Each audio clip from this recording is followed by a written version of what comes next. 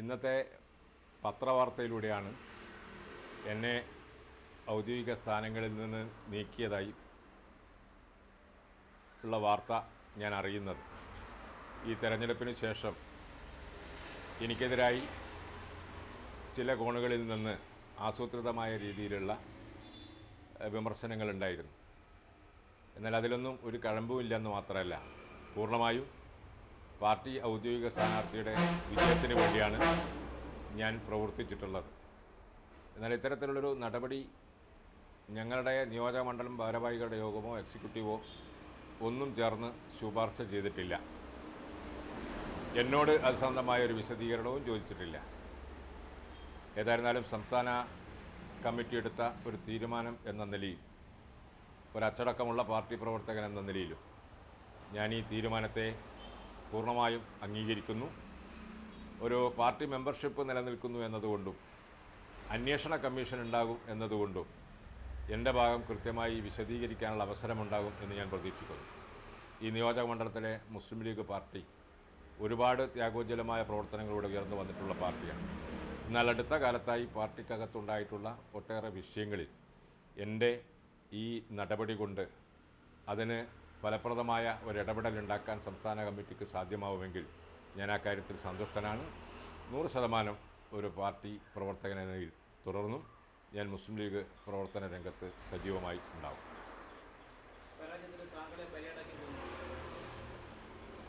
ഈ നിയോജകമണ്ഡലത്തിൽ മുസ്ലിം league party പരാജയപ്പെട്ടു എന്ന് പറയുന്നത് തന്നെ ശരിയല്ല.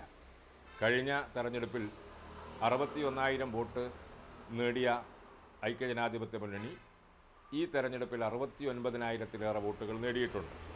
സ്വാഭാവികമായും ബൂത്ത് തലത്തിലുള്ള കണക്കുകളെല്ലാം നമ്മുടെ മുമ്പിലുണ്ട്. അത് പരിശോധിച്ചാൽ ഏതൊക്കെ ഭാഗത്തു നിന്നാണ് പ്രതീക്ഷിച്ച വോട്ടുകൾ വരാതിരുന്നത് എന്ന് പാർട്ടിക്ക് ബോധ്യം വരും.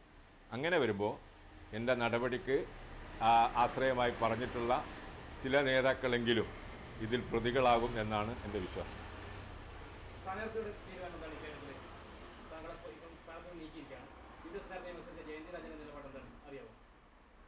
ജയന്തിരാജൻ പാർട്ടി നിശ്ചയിച്ച സ്ഥാനാർത്ഥിയാണല്ലോ. ആ നിലക്ക് സ്ഥാനാർത്ഥി ഇവിടെ വന്നതിന് ശേഷം പാർട്ടി എന്ന നിലയിൽ പൂർണ്ണമായും സ്ഥാനാർത്ഥിയോടൊപ്പം സഹകരിച്ച് പ്രവർത്തിച്ചിട്ടുണ്ട്.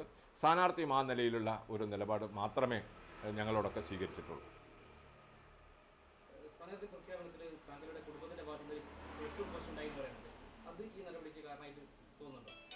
അത് കൃത്യമായി ഫേസ്ബുക്ക് പോസ്റ്റല്ല, എൻ്റെ ഭാര്യയുടെ സ്റ്റാറ്റസിൽ അങ്ങനെ ഒരു ഫോട്ടോ വന്നു എന്നാണ് പറയുന്നത്.